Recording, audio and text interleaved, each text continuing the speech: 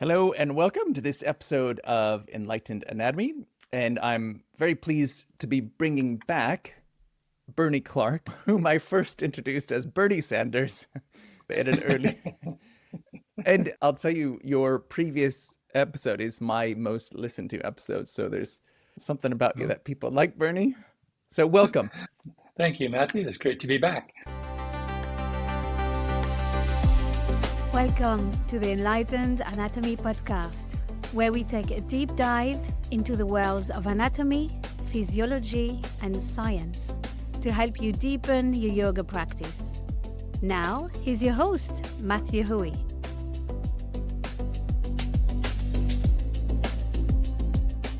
Just in case anyone does not know Bernie Clark, because they've not been in the yoga world long enough or something, he's written The Complete Guide to Yin Yoga and a trilogy of books, Your Body, Your Yoga. Is the trilogy called Your Body, Your Yoga, or that's just one? That's just one of them, isn't it? Well, I call the whole trilogy Your Body, Your Yoga, and the first is also the same name. Yeah. Your Body, Your Yoga, Your Spine, Your Yoga, and Your Upper Body, Your Yoga? You got it. You got it? Yeah, I've got all three. And of course, you've also authored other books, and the most recent being this book that I'm holding, Prana, with the subtitle One Breath, Many Worlds. And I'll just share, why we're talking about it, why I have the blessing of being able to interview you on this topic. So one of my previous episodes asked the question, what is kundalini? What is prana? Are they real? And I think you listened to that episode and then you emailed me and said, hey, listen, I'm writing a book called Prana. And would you want to be an alpha reviewer, as in someone who reads the book and offers editorial suggestions and that sort of thing?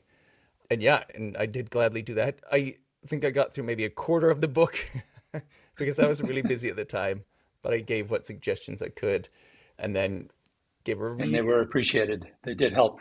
Oh, good. That's good to hear. Yeah. And you had quite a few alpha reviewers, which is great. Yeah. To go through that process.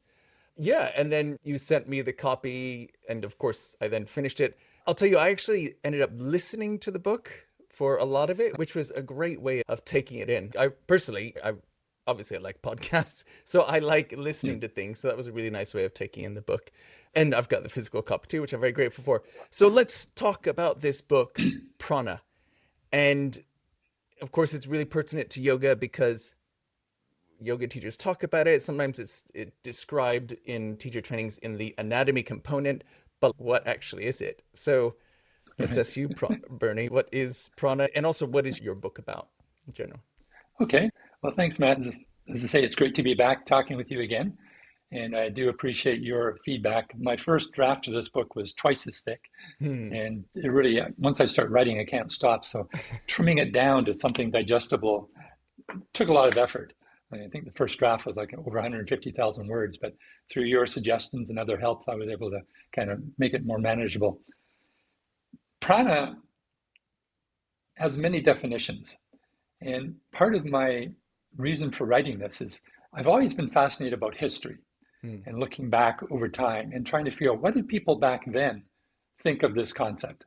Like today, we might say prana is life energy. Well, energy is a relatively new concept, since the time of Newton onwards, like the 1600s upwards. Prior to that, they didn't have the concept of energy as we know it today.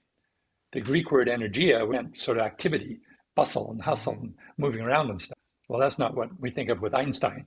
Energy equals mass times the speed of light squared. So when we say life energy, that concept would have been completely foreign to people 2,000 to 3,000 years ago. So what did they think prana meant? Well, if you look at the original Sanskrit word, it's kind of got two syllables, pra and na. And pra means breath, but also means to move. When you breathe, you're moving. Your ribs are moving, your lungs are moving, and your whole body moves. So it's not just breath, it's something more than just that. And an means to bring forth. So in one view, prana is the breath that moves us, or to bring forth the breath. But if you even look prior to that, almost every civilization noticed that when someone was dead, they were no longer breathing. And if someone's alive, they're breathing. So there would have been an obvious connection between something that's alive and something that's breathing. Breath somehow was intimately associated with life. So did prana mean life itself? So that's what my book was really meant to investigate. What did people think of what was the essential part of life thousands of years ago? And how did that change through the centuries, and especially through the advent of science and the scientific process?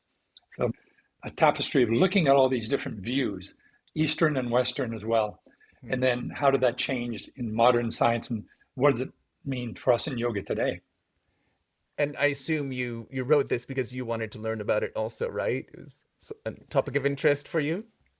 Yeah, in my yin yoga teacher training programs, I always have three main sections. There is the anatomy physiology section, which is the Your Body, Your Yoga book. Yeah. And there was also the mindfulness practice. There's a lot of Buddhist meditation and Taoist philosophy in there. And that was another book I'd written called Shiva Dancing at King Arthur's Court, which is more about the history of meditation. But I'd always wanted to write a book on the third axis of this course, which is the energy body, which looks at energy both from an Eastern and Western point of view. So writing this book was just my way of documenting the third part of the course. And I always intended to do that back in like 2010 when I first started writing all these books. So this is kind of the culmination of that. Now I'm done. I'm done the three axes I wanted to talk about. Now I can relax. Oh, that's great. What I really like about this book also is that you weave in your own personal memoir. So we get to know about you, Bernie, because, you know, in your previous bios, it's usually about how you worked in aeronautical science and you discovered meditation, that sort of thing, but we don't get to know you. But in this, you share a lot more of your personal story. And I actually really enjoyed hearing about that. When I was thinking about how do I teach prana, because if I'm going to write a book about prana, I'm going to have to teach some pranayama, like what is Kapalabhati, Bhastrika, all these different alternate nostril breath. Well, for me to just write down the instructions would be a little bit tedious and boring. So instead, I wanted to flow through how I learned about it. And another reason the book's called Prana is the very first yoga center I went to was called the Prana Yoga and Zen Center. And I joined strictly to do the meditation. It was in my early 40s. I just wanted to have a group to meditate with. And the owner of the center kept telling me I should try the yoga part. So eventually, to get her off my back, I tried the yoga, and then I fell in love with it. So Prana is also the studio that got me into all this. Yes. So throughout the book, I talked about my own journey as learning yoga and learning about prana and pranayama, and sharing that with the readers, all the teachers I had, starting with Shakti Mai, my first teacher, then people like Eric Schiffman and David Swenson, and of course Sarah Powers and Paul Grilly and Shiva Ray, all the people that helped me learn about yoga. I thought, well, instead of me just telling people how to do alternate nostril breathing, I'll explain how I learned it from these various teachers and how their teaching kind of varied from one tradition to another. Yeah, you did that really well. And throughout you talked about how this is what yoga teachers say about why prana, what is prana, that sort of thing. And you always talk about it with respect for the tradition. And you also bring in the science behind it and the reality and your own skepticism, which I really appreciate. Mm-hmm. And of course, you close by talking about the scientific part, which was my favorite part, of course, because you mentioned, I remember the scenes of the salons of these great thinkers getting together, and it was fictionalized, right? Yes. So fictionalized tales of great thinkers from the East, from the West, getting together and sharing the ideas of what is prana and even how the body works. I think science today is just an extension of that. We just have different names for things, and we've improved our learning. We've learned what is real and what's not real. And like the bloodletting, we've realized, okay, that's not a good idea. And another part of your book that I really love is all of the past ideas of how people thought the body worked, which we would now consider outrageous. And one of my favorite ones was about the Greek philosophers, including Aristotle, if I remember correctly, saying that the female body is an imperfect version of the male body. Not at all biased, not at all sexist, but basically a malformed male body, which of course we rightly so say is ridiculous today, right? So can you share a couple of those other ideas which might seem ridiculous today? but were commonplace at the time? Yeah, and this is always fascinating if you look back in the history of ideas and how they evolved and changed. But again, if you were to put yourself back 3,000 years ago and you had none of the modern science, none of the people that went before you to figure out, what did the heart do and what does blood do, and you have no idea about these things, you're going to make up stories. The stories kind of seem logical. They may be taken as some sort of truth, but there's no evidence for it. So people are always making up these stories and testing them with other stories. And like one of the stories that you're talking about from ancient Greek, and I should say, to comment on what you're saying, again, rather than just putting out this was a history, I tried to make it more interesting, put them in little vignettes, little stories. Yeah. So we learn about the Greek history and the Greek philosophies with two philosophers taking a walk. Yeah. The Lyceum, the school of Aristotle. So all are ways of teaching some sort of historical principle or fact. And yeah, the Greeks never had one idea of how did people reproduce. There was lots of ideas. Like Aristotle thought women had 2 uteruses because pigs had up to 6 uterus. And they couldn't dissect people throughout such short periods throughout history. We couldn't actually carve up dead bodies and do anatomical research like we do today. So Aristotle thought there were 2 wombs, and the child came from the right-hand womb, it was going to be a boy. If it came from the left-hand womb, it was going to be a female. And the females had nothing to do with the new child. The female was just the soil. The seed came from the man, and the seed grew in the garden of the woman. Yes, and that was her menstrual fluids. Yeah. So the woman had no real relationship to the man, which couldn't explain how sometimes children look like their mother. Well, if there's actually no relationship, how does it work? Other Greek philosophers said, no, that's crazy. It's the heat of the womb. If it's a cold womb, it's going to be a girl baby. If it's a warm one, and it's going to be a boy. Other people said, no, it depends on the sperm. If the sperm came from the right testicle, it's going to be a boy. If it came from the left testicle, it'll be a woman. So again, they had no way of knowing any of this stuff. They certainly never heard of genes and DNA. So they're trying to come up with different ways of doing that. The whole source of life was a mystery. Aristotle and many other Greeks thought mice came from straw. If you get enough straw together and it's a bit damp and you let it sit there, mice will spontaneously grow out of it. They didn't have the science we have today. And to them, that kind of made some sense. Although today we look back and think, wow, that's pretty weird. But if you were living then, you'd probably think, oh, that's interesting. Yeah. Another similar one to the mice and straw is maggots and meat. So they thought the meat, stale meat, old meat would produce maggots. But of course, we know that's not the cause and effect. It's the larvae of a fly, right? But yeah, you do the best that you can with the knowledge that you have available.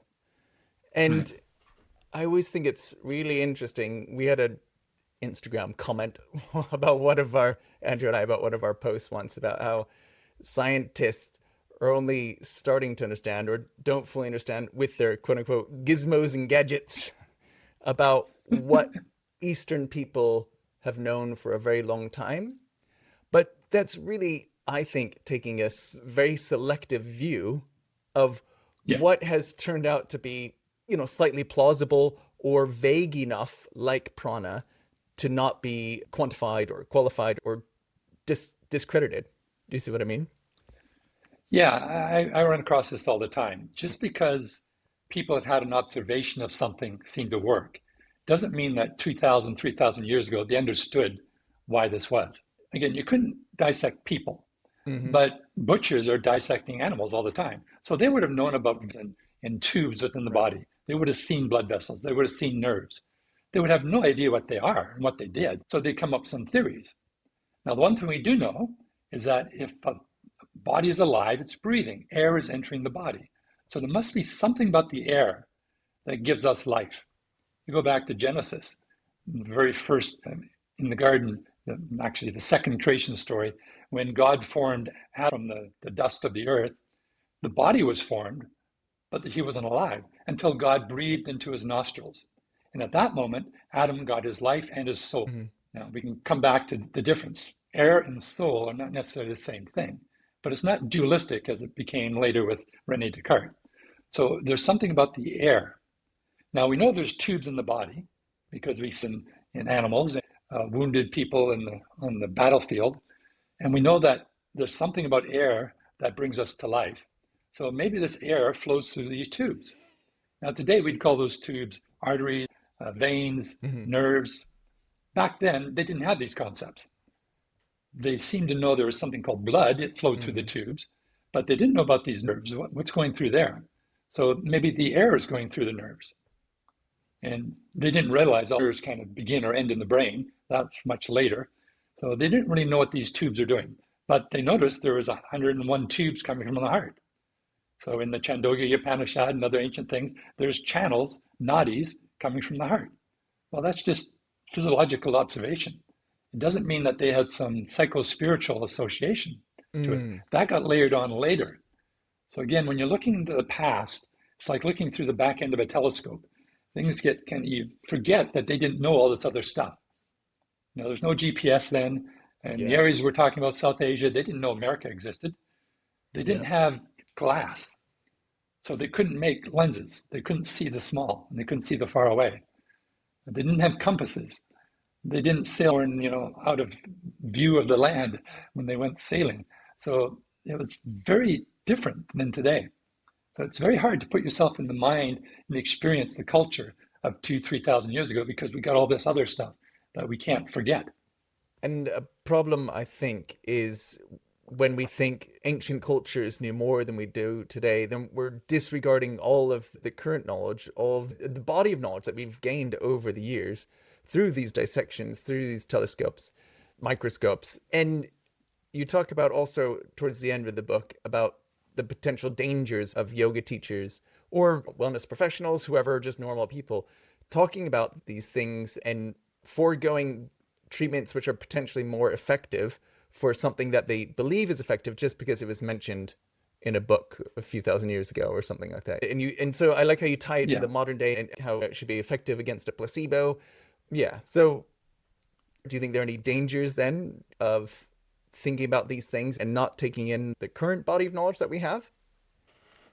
Yeah, I think each step we have is in our abilities. So we shouldn't discard today's understanding just because it doesn't agree with something from 2,000 years ago. The ideas that came up 2,000 years ago were based on the stories they had then, but now we've got better stories. Yeah. The scientific process, I think, is an amazing invention that we've had, is that you come up with a hypothesis and you decide, how can I test whether this is true or not? And then you run the test and you compare. And does this actually work? That is radical. Even the earliest Greek proto-scientists didn't do experiments. I talk about Anaximander and a few of these other philosophers from Miletus, and what they did, I think the most important thing they did was they tried to have an explanation that didn't involve the gods. So why does thunder happen? Well, it used to be the gods were making the thunder. And they said, no, it's the clouds clashing. And why does the earth dry out and crack? Well, it's because the sun is heating up and driving the water off. And why do things fall to the earth? Why is the earth at the center of the universe? They're looking at all these things, and they didn't involve the gods in their explanations. So that was quite unique at that time. But what they didn't do is run any experiments to see if their ideas actually could be proven. That was kind of anathema, because the mind and the concepts were more powerful than the observations. And even to the point where Pythagoras said, if the observation doesn't really fit your ideals, then you didn't observe right, or the observation should be ignored. It's the ideals that are most important, the concepts. They have the power. So let's come up with all these great concepts. And by the way, we don't always necessarily need a God to explain it. So this is a proto-science. It wasn't until the 1500s where we started to do these experiments, like Galileo dropping balls to see, well, a wood ball and a metal ball both fall at the same rate. Aristotle said the heavier one would fall faster. Aristotle never tried it. He came up with his ideas, but he never actually tried it. So this is something new. So should we still believe Aristotle because he's 2,000 years old?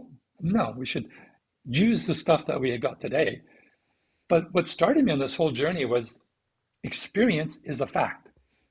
I'm wearing a shirt, I don't know if people can see, it's a phrase I really like from Richard Feynman, which says, I'd rather have questions that can't be answered than answers that can't be questioned. I love that. Questions that can't be answered. That's the basis of the scientific inquiry. So if we have an observation and our science cannot explain that anecdote. That's the exciting part about science. So for 2,000 years, we've had people in the East, these experiences, the kind of mystical. And if we can't explain them scientifically, it doesn't mean the observation is not valid. That's data. And from data, we have to create a theory. Now, you probably know enough about science when you're in a lab and you get 100 results, you plot them on a graph and you get dots all over the place and you try to fit a line through that. And there's the correlation. But there's always this one dot way out there that's an outlier. Well, let's forget that. We'll ignore the outliers and we'll just take the average. So we're ignoring all the variations in here. That's cool. That will give you E equals MC squared and those type of things when you go in the lab. But the outliers is where the interesting science will happen. Why did that happen? So I fully believe that these people have had some sort of energetic experience. They felt the kundalini rising. Now, the way they explain that may not be accurate today. They're using the tools, the concept they had 3,000 years ago. But do we have to have new science to explain that? Or can we use the science that we already have? So at the end of the book, that's where I try to go into. I don't negate the experiences of the East. Well, let's suppose these are real.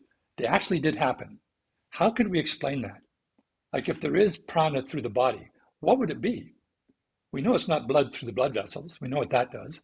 We know it's not electrical impulses through the nerves. Is there something else?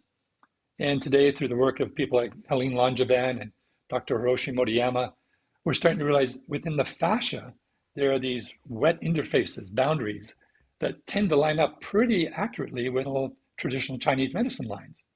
So there's some clues in here, which I think we're starting to unpack what these people in the East might have been referring to when they sensed these communication channels. Sorry, that's my term, these chi channels. So I think science is great. It still has to explain the unexplained. We can't just throw it out and say, oh, we don't know how that works. And that's where the science gets exciting. How can we explain that? Did you see that recent article in the New York Times about the interstitium? This new potential organ. And there's quite a bit of hype. Thies, I think it is. Thies is now at all the International Fascia Congresses. But when he first came up with this about 10 years ago, it was a bit of a surprise to him, but not to the fascia community. He was saying, I discovered this new organ called the interstitium. And all the fascial researchers, we've known about that for decades. Yeah. And so he just didn't know about the research in the fascia. So kind of coming together. And it's a different flow. There's flow through the blood vessels, through the veins, through the nerves, and now and through the lymph system. But now he's saying there's also a flow through the interstitium. Well, we've known about that in the fascia world for a couple of decades now, but at least it's becoming more everyday accepted in the medical community that there's more ways for things to travel through the body than just the traditional thought ways of blood and through the blood vessels and the lymph and stuff through the nerves. Yeah, it is really interesting to learn about. And I think that article jumped to a few conclusions. And you just mentioned about how acupuncture follows these certain channels, that sort of thing. And this New York Times article mentioned it also. But that doesn't explain how acupuncture doesn't do better than random placing of needles. And there have been randomized controlled trials of this. Basically, if you take out the eastern side of it, and it's just called dry needling, and that seems to work as well. I think we can't quite say for certain that there are these energy channels based on this research. We definitely need more. But I do agree that the ancient seers, they experienced things. They would try holding their breath for a period of time and see how it made them feel. They would meditate on certain parts of their body, which we could call like chakra points, right? And they would experience different things. So they would see things, but they couldn't explain the mechanism. But we can sometimes jump to conclusions a bit too quickly to say, yeah, there's this new interstitium, although it's not new. We've known about it for a long time. And so it's the answer to everything and explains why fascia is the most important thing. They would have an experience, and then using the cultural terms they had available to them, they'd come up with a story to explain their experience. Now, today, we know those stories are very fanciful. We know that mice don't come from straw, but they're trying to explain the experience. So let's not denigrate the experience just because their story was wrong. So, okay, we got better science today. Today, can we explain those experiences? Yeah. So that, I think, is the challenge. Not to throw out the experience, because again, that's data. So somehow you're going to have to come up with a hypothesis. Or first, you kind of in science, you go as a speculation of a hypothesis, and then you test the hypothesis and you get a theory. So we can call speculations. Yeah. They had no way of being tested. They were just stories. And everyone had different stories. And you would argue over which story kind of is more believable. Not makes more sense, but it's just more believable given the story to the background. So in the beginning of the book, I talk about the pre-shamanic traditions, where people have seen dead people not breathing, living people breathing, and they would have known there's something about the breath. And then religions developed. And now we've got not just the local spirits in the community, the sky, and the big clock or calendar in the sky by which we decide when to reap. So that's when the gods became huge, because society became huge. So our stories had to change. It wasn't just breath. Water is the lifeblood of an agricultural society. So water is also prana. And eventually all the 4 or 5 elements became associated with life and prana. So the idea of prana started to grow as society started to grow. But they still didn't quite have science. They just had these early versions of philosophy to try and keep it through. But then when science came on, we started to expand our horizons, but we still had to explain life. We still don't know what makes something alive. We do know that life has to come from life. So right now, life can't come from straw, because straw is not, but life comes from one cell dividing into 2 cells. So there's always this cellular lineage that requires life, but we don't know how that first cell became alive. So we still have a mystery there. Yeah. Just like we have a mystery with consciousness. Yes, exactly. And some listeners might be surprised to hear that we don't know what life is, but there is not necessarily good, solid definition. And a virus is a perfect example, because normally life is described as being able to change with your environment, right? Being able to adapt to the environment. Viruses can adapt, but they don't follow our standard definition of life. So is a virus alive? It's really hard to define it. And you also mentioned consciousness, and we still don't know how to define that exactly. These are like at the forefront of current science. And that's why I love science. It's about having these conversations about what is the very meaning of life, what forms life. When we don't understand something, we use mystical descriptions. And this is what your book is all about, looking at those different mystical descriptions. And then we start to understand it. Okay, so that's gravity. And then we develop a theory, the theory of gravity, which is basically not just a guess, but the body of knowledge that we know around this topic. And then we get more and more specific, and we can give names to it and equations, like you said, E equals mc squared, etc. But that, for me, that doesn't take away from the beauty of it. It's just learning about it in a different way. For me, science today and learning about how the body works is what the people of yesteryear were in those salons using to describe the ideas of prana and stuff. Yeah, it's interesting when you think about it. Gravity, I know there's some people who say things just a theory. Gravity is real. When you drop something, it falls to the earth. So we've now developed an explanation of why that happens, and that's called the theory of gravity. And then you test the theory. And the theory of gravity is so strong, we never have a failure to do it, except in some very small particular cases out there in the solar system, which Einstein solved by modifying the theory of gravity. So, a general theory of relativity. So we have something that's a fact, and then a way to explain the fact. Some people talk about the theory of evolution, and they say, oh, that's just a theory. Well, so is the theory of gravity. It's just a theory. Right. But in saying that there's a theory of evolution doesn't negate evolution. Evolution is a fact. Gravity is a fact. And then we try to explain why that fact is by coming up with this theory, and then you can test it. So by saying it's a theory of evolution doesn't mean, even if you disagree with the theory, doesn't mean the fact of evolution is not true. So we look at, we've had these experiences throughout the centuries of something inside the body, and they would call it kundalini rising. Well, that's a fact. So now, what theory can we propose that would explain that fact? So that's what I'm trying to do in the last part of the book, is trying to say, is there some body of science we already have could be used to explain prana? And not quite. I don't think we're quite there. But whatever we come up with is not going to be the prana that people thought 3,000 years ago. In one of the ancient texts, Indra says, I am prana, I am life. So that's not amenable to scientific investigation. But if we say there are winds, vayus, 5 vayus flowing through these nadis, through the body, maybe there's a way we can kind of explain if people are intuitively feeling that there's something happening, I feel like an energetic flow is happening through my body. Can we explain why they're experiencing that? And for that, I think we can get a little bit more close. We're not completely there. But at the end of the book, I redefine prana to be communication energy, because every cell in the body needs to know what's happening in the community. Now we're a collection, a community of 50 trillion cells. Nobody's actually counted them, so it's just an estimate. And 90% of them aren't human cells, they're guest symbiotic bacteria. But let's suppose we're 5 or 10 trillion human cells. They have to communicate with each other. In my view, the different forms of cellular signaling that happens. Now you can have a cell that communicates with itself, autocrying, that's sending out signals that it responds to. You can have cells that communicate to the nearby cells, that's juxtacrine. You can have cells that communicate through the whole body, that's the endocrine system.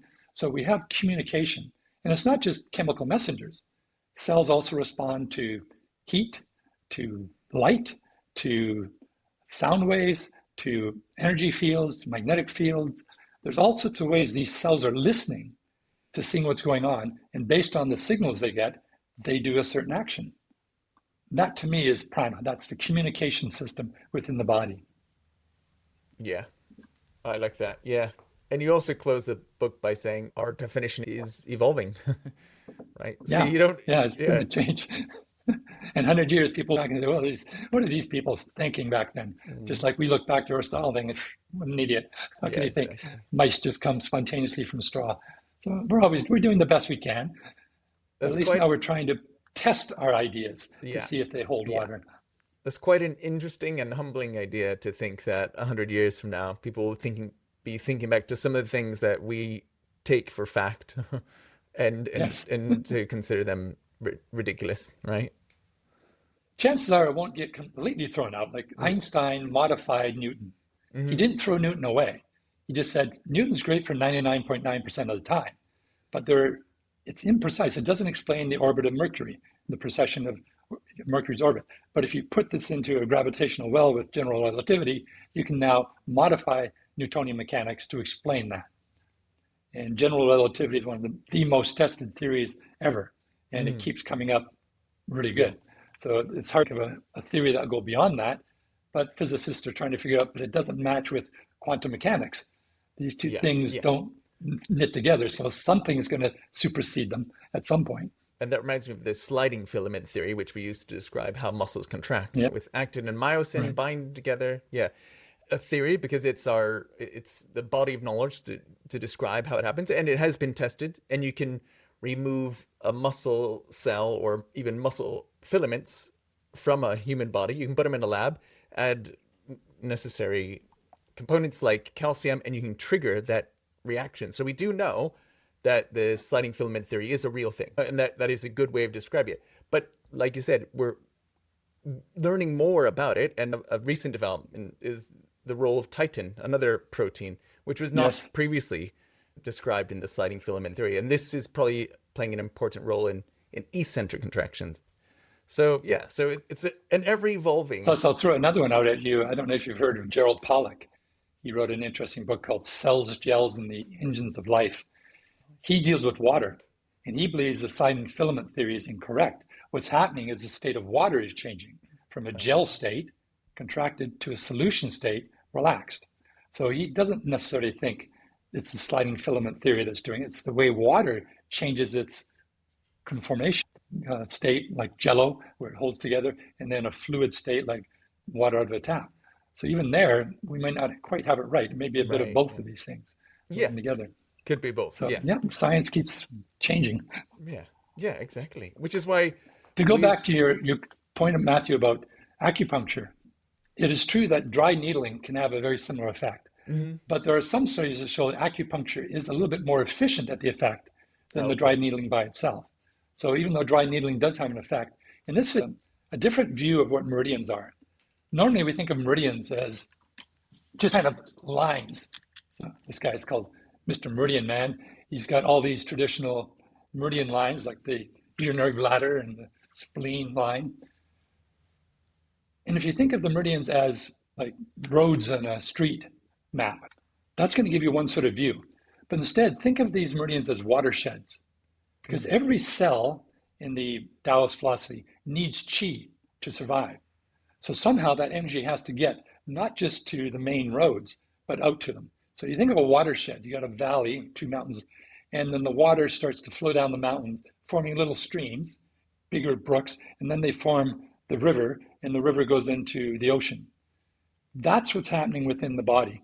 We have these little meridians, which become bigger meridians, which become the main meridian. So if you look at an atlas in, say, Brazil, you'll see the Amazon River. But then you'll also see the watershed and all these millions of other rivers that flow in to form the Amazon. So we might have a main line, which is called the urinary bladder, but what we're not seeing is the watershed flowing into that.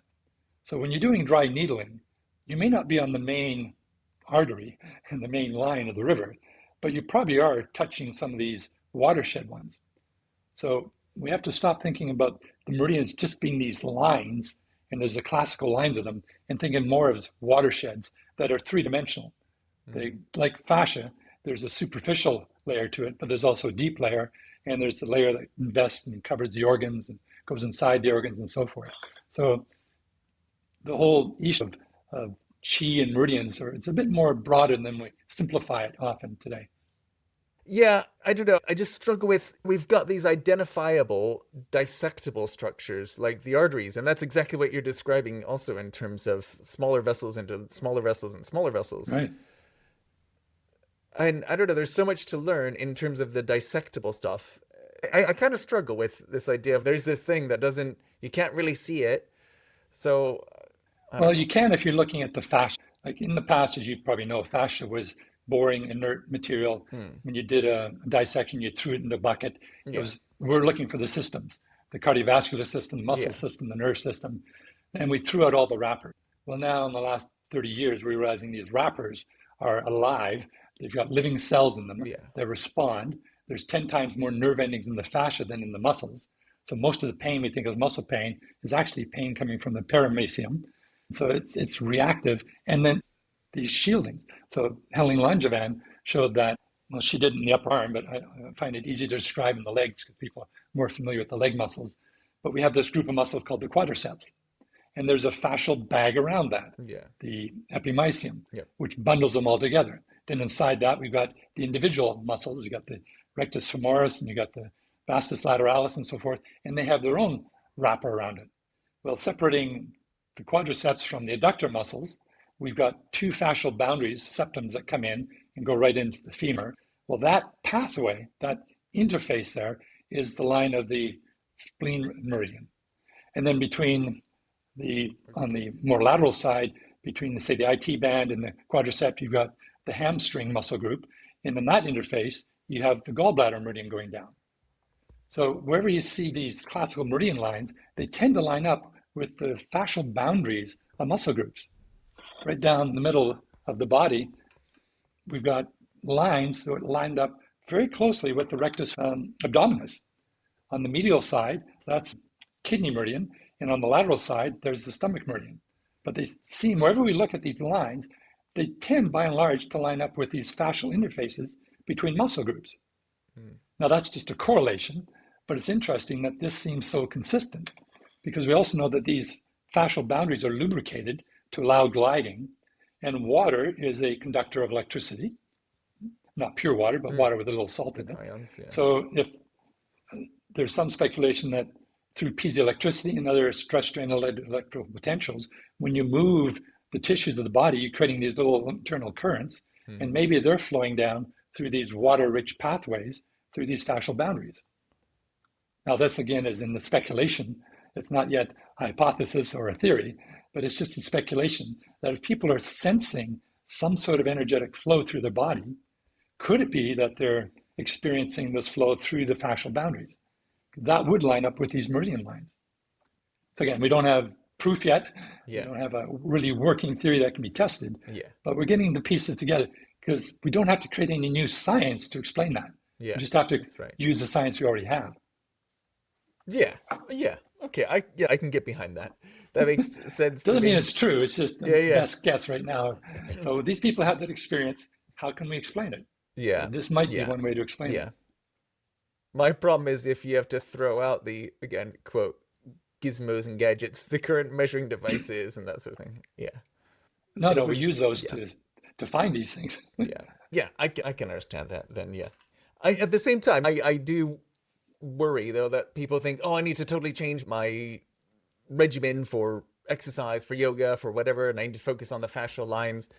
What I always think is you basically just do the yoga that you're already doing, do the massage that feels good or whatever works for your body. Keep doing that, and your fascia, your everything else will sort itself out. We don't worry ourselves about the Krebs cycle for energy production in the cells, but we do know that going out for walks and having cardiovascular exercise is really good for the health of the cells. I don't know. I do think. Well, you're right. I've seen a lot of people, they work at the margins. Like they're trying to improve their mitochondria. So I'm going to take a lot of CQ10 and other things to help the Krebs cycle, ignoring that the biggest three things you can do to have longevity and health span is diet, lifestyle, exercise, sleep. Get these things working, and all the rest are like 1 and 2 percenters. Yeah. Here's the 98%. So do that 98% and don't really worry about the Krebs cycle. Yeah. But that doesn't mean the Krebs cycle is not interesting, and maybe you can get that extra half percentage point that's going to work. But if your yoga is working for you and you're feeling better, then who cares? Just keep doing that. Yeah. It's just that I like to understand, why is my yoga working? Yeah. So I start with the observation, yoga works for me. I'll give you an anecdote. I had a woman came up to me after a year of taking a Sunday night yin yoga class with me. And I didn't really know her. She's always in the back of the room. But after a year, she came up to me at the end of the class and asked if she can give me a hug. So I said, sure. So we hugged, and she was almost crying a bit. She said, a year ago when I started coming to your class, I had really bad back pain. I could barely get out of the house. And now after a year of doing your yoga, I'm completely pain-free. And she was so grateful. And as she walked away, my ego started to grow, and I had to shut it down, saying, look, I have no idea what helped that woman. Maybe it was the yin yoga. Maybe it was just doing shavasana once a week. Maybe it was getting out of her house and away from her husband and kids. Maybe it was the social group. Maybe it was a bit of breath work. I have no idea why she's feeling better. But the fact is she was feeling better. Yeah. So that's great, accept the win. And then it's up to me to speculate as to what might have happened. And it probably had nothing to do with me. And I suspect maybe it had nothing to do with the yoga either. Could have just been a change of life, just getting out, getting away from a stressful environment. Because we know back pain is very related to stress in the life. And 90% of back cases resolve within 6 weeks, which is an important thing to remember too. And you also talk about your own health issues in this book with low blood pressure and feeling faint, periods of lethargy, and really being not able to function. And at the end of the book, you say, I did get better. And for you, he said you tried all these different things, all these different treatments, Eastern, Western treatments. And I remember you saying in the book, probably the most effective thing was time, right? Yeah. Time and slowing down. I was quite a type A personality. So when I got into pranayama, I'd heard that if you do 1,008 kapalabhatis, you'll become enlightened. So I worked up to 1,008, counting on my fingers. Wow. And I believe that is part of what set me off. Yeah. Prana can be wonderful, but like anything, dynamite can be, clear a way for a dam, or it can be used to destroy things. All these techniques have a double edge to the sword. Yeah. I overdid it without a real guru, a trainer to help me. And it was only later I discovered what I was probably doing to the blood chemistry in my brain. Because when you do a lot of hard pranayama, you are hyperventilating. You are changing the CO2 levels of the blood, which makes the blood much more alkaline, which has all sorts of psychological and mental problems that come up with it. So you got to be careful working with pranayama. Now, I don't want to scare people. I'm not talking about alternate nostril breathing for a minute or two. Yeah. I'm talking about doing a half hour of vigorous pranayama stuff. Yeah. This stuff in the book, I talk about the cautions that you need to do, because I kind of learned the hard way. I broke both of my knees by trying to do lotus. when I wasn't ready for it. was So I just was gonna always bring this pushing my body to places that was telling me, it hurts, don't do it. No pain, no gain. So Yeah. I just kept doing it. So I'm a great role model to do your yoga practice.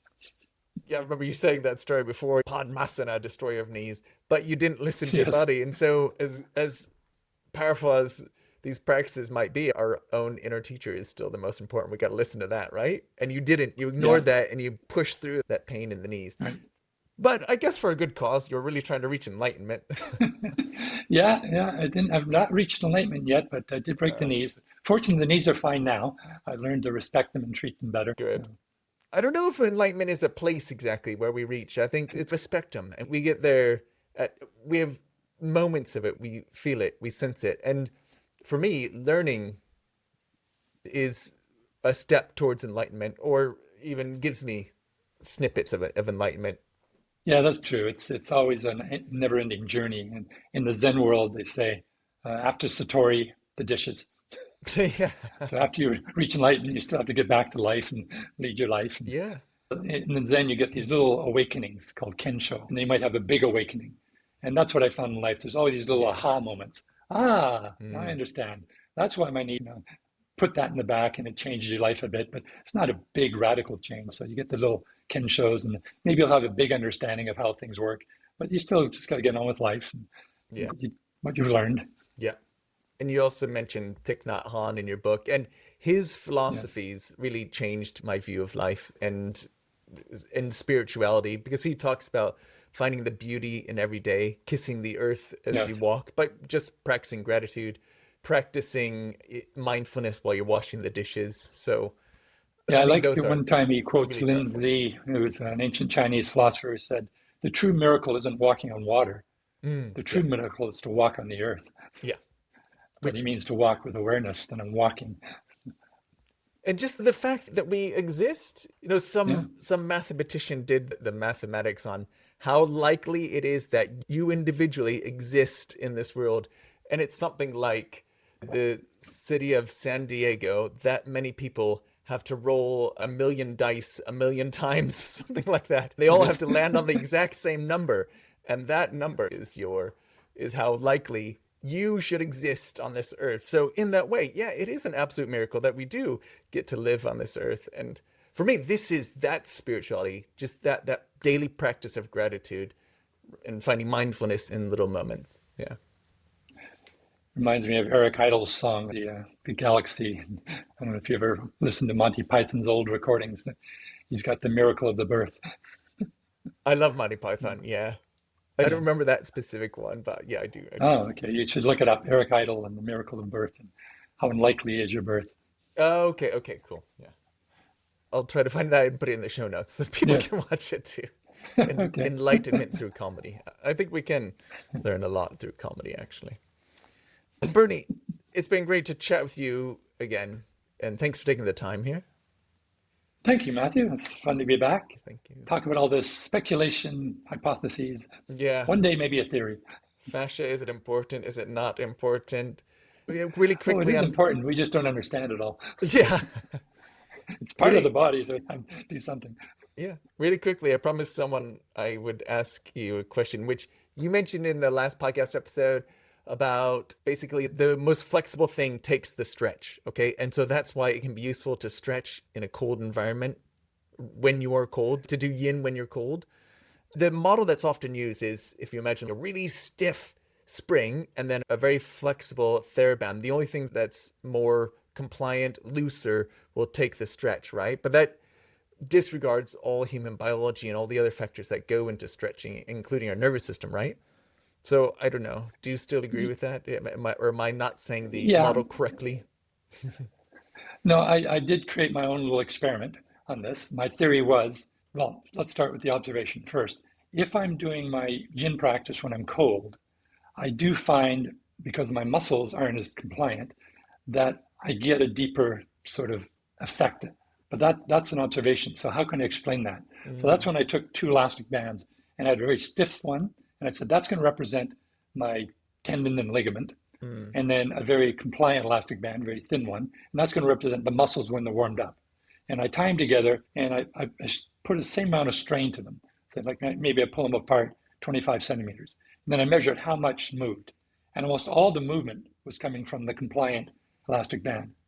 And then I got a thinner elastic band, and that might represent, I kept the ligament the same thickness, but I got another elastic band that represents the muscles when it's cooler. So a stiffer, less compliant elastic band, tied them together, put the same amount of strain, 25 centimeters, and now the ligament band moved much more, which proved to me that when you have something that's very compliant and you put a strain onto it, it's going to take up most of that movement. Very little strain goes into the thicker one.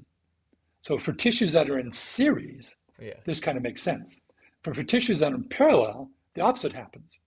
If you think of a joint capsule, so like if you take your finger and you relax it and you pull, you can feel a separation at the base of the joint there. It's the joint capsule that's resisting this now. Now, the muscle will take that strain, not the joint capsule. So if my intention is I want to put a strain into the joint capsule so I can distract the joint, I'm going to have to relax the muscle. But if I want to prevent that, I want the muscle to be stiff or colder. So there's a time to do this when the muscles are cool and stiff. There's a time to do it when the muscles are warm and relaxed. So you can enhance range of motion when the muscle is relaxed, and you can enhance stability when the muscle is contracted. So there's different times to use the different things. But then that still even begs the question of like, which one is more beneficial? That benefits a different thing. Like there is a story that I see developing in the yoga world that stretching is all to do with the neurological connection to the muscles. Now I agree the neurological connection to the muscle has a big effect. Because your Golgi tendon organ and your muscle spindles have braking gas pedal as to how much nerve interaction is contracting the muscle. If the Golgi tendon organs win, the muscle relaxes. If the muscle spindles win, the muscle contracts. And we're constantly, through our interoception and proprioception, adjusting that neurologically. And there are ways to turn down that neurological impulse so the muscle starts to relax. But that's only one mechanism. And a lot of the studies, I like to quote The Princess Bride in this, I don't think the studies say what you think it says. So when they look at these studies that prove that it's stretching for 30 seconds to 60 seconds is the best way to create increase in range of motion. When you look at the studies, you have to look at both the demographics and the protocols being used. These demographics exclude people who are over 50. They exclude people who have issues, problems, arthritis, diabetes, and so forth. They're looking really at the athletic type of person. And then the protocol is, we're going to stretch you for 30 seconds, 45 seconds, 60 seconds, and up to 2 minutes. And they find that once you've gone to 60 seconds, there's no increase in range of motion. Now notice they didn't say that 2 minutes didn't increase range of motion. They just said it doesn't give you any more range of motion. So it doesn't mean a 2-minute hold is less effective. But that's not what we do often in yin yoga. Usually this is a statement against yin yoga because we're holding the poses for 3 or 5 minutes. And they say, see, there's no benefit to yin yoga. Well, first of all, they didn't test 5 minutes. They tested up to 2 minutes. And in yin yoga, what we feel is after about 2 minutes, you get this relaxation occurring. So now we're not talking about a neurological effect. We're talking about how the collagen fibers start to kind of change their orientation. And there's also an internal relaxation within the fibers themselves. There's also the state of water that we talked to Gerald Pollack. The water may be in a bound state with a lot of hyaluronic acid aggregating the water, but after stressing for 4 minutes or so, the hyaluronic acid starts to change and then the water loosens up. So we know just from experience, again, in fact, if you hold a pose for 4 or 5 minutes, you'll feel these stages. The first stage, that might be neurological. You just feel a letting go. Maybe the Golgi tendon organs are turning on. But after 2 minutes or so, there's another release. And after 4 minutes, there may be another release. So there's other factors occurring that aren't in these studies that look at just 1 or 2 minutes. Plus, most of the students that I have, they're not elite athletes. The people that they're discarding from these studies are the very people who come to my classes. People who are 50, 60, 70s, people who have arthritis, who've got all sorts of conditions. They're not the ones being studied. So you can't really say that the neurological thing is the same for them because they weren't studied. Well, there might So be I do some. agree neurological is a big part of the question, but I don't think it's the only answer. Yeah, that's a good point. And another thing, you mentioned the muscle spindles, and so the old idea, like in the Ray Long books, is like you stretch a Right. muscle, the muscle spindle becomes excited, it sends a message to the spine and back telling the muscle to contract. But we've looked at whether there are neurological messages going to the muscle through EMG, electromyography. So you're measuring, is there an electrical stimulus going into the muscle? And when you're stretching, it's minimal to none. So the stretch reflex really doesn't explain our tightness also, because in the stretch reflex, also called the Hoffman reflex, is a very momentary thing when you're overstretched, when you trip, when you Yes. bump into something and your muscle contracts to basically prevent you damaging a tissue, right? So just to put that out there, because I'm not sure muscle spindles have that important role. And I also struggle then, I still don't totally get my head around it. Like, I know the nervous system is an important part of flexibility, stretch tolerance and that sort of thing, but I don't fully understand. And I don't think science can fully explain actually changes in flexibility, because we know it's driven by the nervous system, but it doesn't seem like the nervous system is being that actively involved. And perhaps something like tightness being involved. And I think there are also biomechanical things like you're discussing too. So it's more to be Yeah, learned, and I there's think. also, I've heard some people say, the muscle is only so long. Like the hamstring goes from below the knee to the ischial tuberosities. So it's that long. Yeah. And then when you flex the hip, it goes that's long. So Yeah. are we actually making the hamstring longer? And they're saying, no, it's crazy because it only goes from A to B. But I disagree with that. I think we actually do measure it, because hypertrophy of the muscle, you're adding more sarcomeres, you actually are making the muscle longer. So I believe you can neurologically change the tone of a muscle. If, say, at any one time, I 12% think of your that's muscle fibers are hyperplasia, isn't engaged. it? Sorry. So hyperplasia is adding Hyperplasia, sarcomeres. sorry. Yeah. Whereas No. hypertrophy is just making the sarcomeres larger cross section. Okay, we might have this wrong. I thought hyperplasia was adding more sarcomeres in parallel, whereas hypertrophy is making the sarcomeres added in series. Yeah. That would actually make it longer. So, like, this whole question is, do you actually create more muscle fibers? No, you just make the fibers thicker or longer. And that's a big debate. Yeah. And the only way we've got it is with animal experiments, where you can cut up the animal afterwards, and you can't cut people up. So there's one theory is that within a few months after you're born, you've got all the muscle cells you're ever going to have. Yeah. And adding more muscle cells would do hyperplasia. But making the change in the muscle cell that you already have is hypertrophy. That's my understanding of it. Yeah. Hyperplasia, I believe, is the case. Yeah, so hypertrophy, also pronounced hypertrophy, is increasing the size of the existing cells. Hyperplasia is increasing the number of cells. Yeah. But And they both may have an effect. yeah, probably, yeah. So Anyway, yeah, we're still, as you say, we're still unpacking all that happens. exactly. My only point is that it doesn't stop mattering after 1 or 2 minutes. It's just that the studies only did 1 or 2 minutes. Yeah. Plus the studies only go for like 4 weeks or 6 weeks. Yeah, absolutely. Or maybe 3 months. Yeah. And my students have been doing yoga for years. Some people for decades. Yeah. So, we're really looking at a very small subset of what yoga is when we're looking at these studies. That's why I say I don't think the study says what you think it says. Yeah. Something I learned recently, one last thought, and then I know we need to finish, is even like expiration dates on drugs, like for your acetaminophen, paracetamol. So they have to put a expiration date, but that is based on how long a study was looked at, but it actually could be longer. So it's not like on that date, the drug becomes ineffective. That's basically just how long we looked at it. But it could be much longer that it'll still be effective, right? So this pharmacist online was saying, you don't need to throw them out the day after or even months after. They'll still be effective. But it's just our best guess based on the information that we have, which is all that we all are ever doing. It's our best guess based on the information that we have. Well, I had just one last anecdote. I had a friend of mine I used to play tennis with all the time. He's an optometrist. And he got something in his eye. And he asked me if I had any eye drops. And I did. But I gave it to him. I said, yeah, but these expired like 3 years ago. And he said, they never expired. So he just used it. So then he was a doctor telling me that these things don't expire. So, but don't take medical advice from yoga teachers. No, this is not medical advice. Disclaimer. Yeah, but like your shirt says, you'd rather have questions that can't be answered. And also, another great quote is, hold your firm beliefs lightly and hold your light beliefs firmly. So don't assume that everything that you've learned is fact and dogma. Let's be open-minded. Change. Exactly. One caveat I give, I was sharing the teachings that I got from these teachers 25 years ago. Yeah. I'm not saying that they would say that today, Yeah. because I certainly wouldn't say what I said 25 years ago. So I was just giving you a snapshot of what these people were telling me way back when. Like your credit card thing, your spine credit card thing, which I challenged you on last time. Yes. Exactly. And like I've said, I reread the book that I co-authored with Andrew, and there are bits where I would change the words. I'm like, I don't know if I totally agree with that anymore. For sure. It's a snapshot in time. Yeah. Bernie, what's up for you next? You said you've finished your axes of books. Are you done?